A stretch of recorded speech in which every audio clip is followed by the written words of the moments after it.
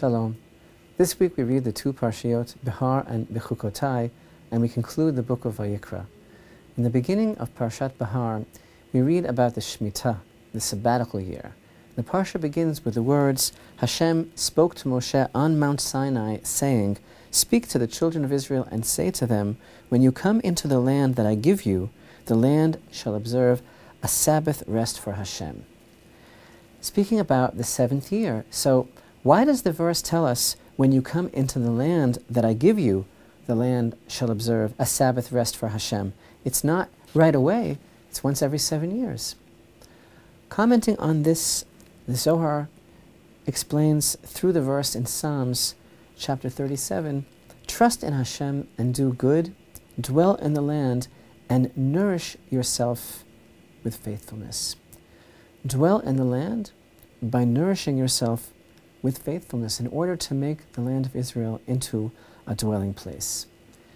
We know that the Creator's intention in bringing the people of Israel to the land of Israel was for the sanctity of the land, the holiness of the land, to affect them, to elevate them, to raise them up.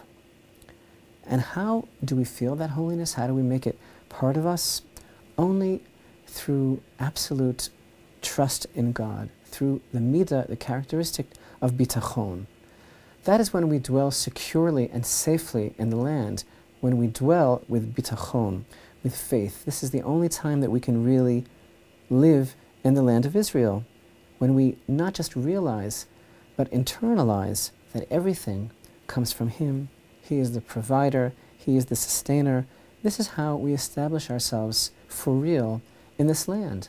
And regarding the Shemitah, the sabbatical year, a few verses down we read, "If you will say, what will we eat in the seventh year? Behold, we will not sow and not gather in our crops." God says, "I will ordain my blessing for you in the sixth year, and it will yield a crop sufficient for the 3-year period." And this is really the whole idea of everything that happens in the land of Israel. And this is why the verse begins by telling us, when you come into the land that I give you, it's me giving it to you. When you have that clarity of faith that everything that's going on here is an aspect of my doing and my will, and it's not you, then the Sabbath rest will be for Hashem, meaning the sanctity of the land will be within you as well. And all will be Sabbath rest for Hashem. Through this faith that we internalize, the inner holiness of the land becomes part of us. Because living in this land is unlike living anywhere else in the world.